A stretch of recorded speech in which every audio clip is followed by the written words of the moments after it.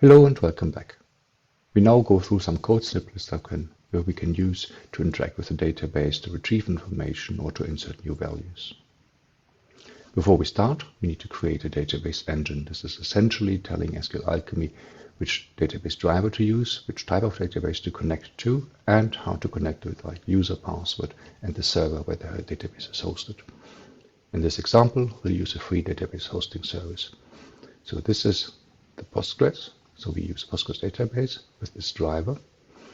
And then we have the connection string from the files hosting service. Because the database already exists, we use the inspector to retrieve the metadata about the database, like which tables we have and which column names we have in those tables and so on.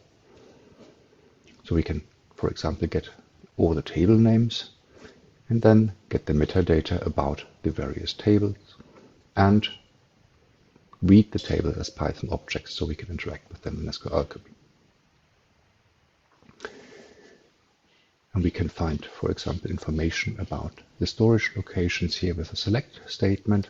And we can add a where clause for constraints. We can connect to the database and execute the statement that we've prepared.